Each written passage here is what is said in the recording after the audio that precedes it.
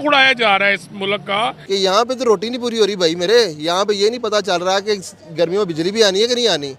मोदी साहब ने मतलब हमेशा उनको वो इनकार ही किया है। सही। तो अगर मोदी के अलावा कोई और लीडर आएंगे, कोई और गवर्नमेंट आएगी, तो हम उम्मीद करते हैं कि हालात बेहतर होंगे। इंडिया के आगे हमें रखा हुआ है और हमें एक सेफ्टी वाल के तौर पे यूटिलाइज कर रहा है। उधर से अमेरिका यूटिलाइज कर रहा है, यहाँ से चाइना यूटिलाइज कर रहा है। जब से हुकूमत आई है उसने पाकिस्तान दुश्मनी के खिलाफ ही काम किया है। इंडिया पश्तो में एक कहावत है, मेरा मामू होता है जो मुझे चॉकलेट देता है।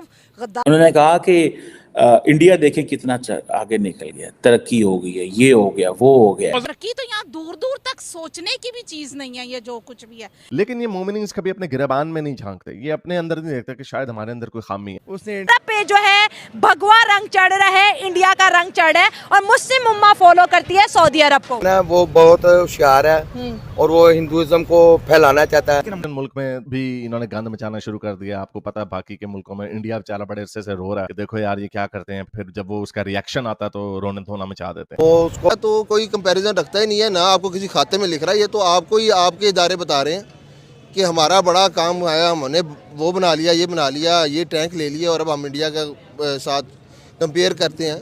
आपका कोई कंपैरिजन नहीं है। वेस्ट और दुश्मनी के चक्कर में हम अपने मुल्क को नीचे ही गिराते जा रहे हैं। कोई डेवलपमेंट नहीं। सॉरी, मेरा दिल दुखा हुआ है। मोदी की तो पाकिस्तान का वजूद अच्छा लगता ही नहीं है। हम ज़हनी तौर पर भी कचरे में लुथड़े हुए लोग हैं, जो सच्ची बात है कि हम ज़हनी तौर पर एजुकेटेड नहीं है। We are illiterate people. जय हिंद, वंदे मातरम। दोस्तों हमारे चैनल में आपका फिर से एक बार स्वागत है। दोस्तों, पाकिस्तानी जो आवाम है उसको अब रियलाइज़ होना शुरू हो गया है कि वो कितने पिछड़े रह गए। वो कश्मीर करते रहे और इंडिया आगे निकल गया है। उनकी बस, जो प्रोग्रेस की बस है, वो छूट गई है। तो आइए देखते हैं इस वीडियो में पाकिस्तानियों का क्या कहना है, उनके पॉलिटिशियंस के बारे में, उनके जो रीजनल एलिट है उसके बारे में, और जो उनका एजुकेशन सिस्टम है उसके बारे में। तो दोस्तों, पाकिस्तान की हालत बहुत खस्ता है और उनके पास नाम के लिए सिर्फ एक जज्बा ही है और जज्बे से पेट नहीं भरता है दोस्तों। तो देखते हैं इस वीडियो को, वीडियो अंत तक देखना दोस्तों, और वीडियो को ज़्यादा से ज़्यादा लोगों के साथ शेयर करना, और मेरे चैनल पे अगर नए सब्सक्राइब करके बेल आइकन दबाना मत भूलिए। मैं मिलता हूँ आपको वीडियो के आखिर में। उनको भी उतना ही टाइम मिला है, हमें भी इतना ही टाइम मिला है। क्या लगता है करंट टाइम के अंदर कितना डिफरेंस आ गया दोनों नेशन में? वहाँ पे जी पूरा टाइम जितनी देर आज तक गुजरी है वहाँ जमहूरियत चली है वहाँ पे, और जमहूरियत भी सही चली है। चाय वाला है, मगर मुल्क ने डिसाइड कर लिया कि चाय वाले को ही प्राइम मिनिस्टर बनाना है, तो वहाँ प्राइम मिनिस्टर बना है। आपके मुल्क में आप डिसाइड ही नहीं कर सकते। आप यहाँ पे 180 सीटों वाले को जेल में डाल देते हैं, 17 सीटों वाले को वज़ीर आज़म बना देते हैं। जब आपने टेक्नोलॉजी यूज़ करनी है अपनी अवाम के ख़िलाफ़, तो फिर आप तो टेक्नोलॉजी भारत किस लिए यूज़ कर रहा है? अपनी आवाम को फैसिलिटेट कर रहा है ना, एडवांसमेंट लेके आ रहा है ना मुआशरे के अंदर अपने। अब वो एक इतना आगे चला गया, यानी कि हमारी ही ज़िंदगी के अंदर हमने देखा कि इंडिया को हम अपने से नीचे समझ रहे होते थे एक टाइम पे, ठीक है। और आज आपको कोई जाहिल पाकिस्तानी भी आपको ऐसा नहीं मिलेगा जो आपको कहेगा कि इंडिया हमसे पीछे है, ठीक है। इंडिया आपको तो अपने साथ कंपेयर ही नहीं कर रहा। इंडिया तो कोई कंपैरिजन रखता ही नहीं है, ना आपको किसी खाते में लिख रहा है। ये तो आपको ही आपके इदारे बता रहे हैं कि हमारा बड़ा काम आया, हमने वो बना लिया, ये बना लिया, ये टैंक ले लिया और अब हम इंडिया के साथ कंपेयर करते हैं। आपका कोई कंपैरिजन नहीं है। आप इंडस्ट्रीज़ को देखें, आपकी इंडस्ट्री, कोई भी इंडस्ट्री देख लें आप, तो ये जो कह रहे हैं ये तो बहुत ही पढ़ी लिखी बातें कर रहे हैं ना, सैटेलाइट वगैरह की। आप कोई थक्कड़ से थक्कड़ अपनी इंडस्ट्री उठा लें, ठीक है, और बेस्ट से बेस्ट इंडस्ट्री उठा लें, और इंडिया की थक्कड़ इंडस्ट्री को उसके साथ कंपेयर करेंगे तो वो उससे बेहतर है। वो बहुत बड़ी कंपैरिजन है। फिर आपका नाइजीरिया के साथ भी कोई कंपैरिजन नहीं है। आप कहीं चले जाए, नेपाल के साथ भी आपका कोई कंपैरिजन नहीं है। आप कभी, मैंने कल स्टैटिस्टिक्स देखे हैं, आपके जो खिता है, इस खिते के अंदर देखें, ईरान है, बांग्लादेश है, इंडिया है, आप अब अफ़गानिस्तान है। आप हमेशा से अफ़गानिस्तान से बेहतर ही समझते थे अपने आप को, ईरान से बेहतर ही समझ रहे थे। ईरान के ऊपर तो बहुत सैंक्शंस लगी नहीं, थ्रू आउट अमेरिका ने बहुत कुछ किया।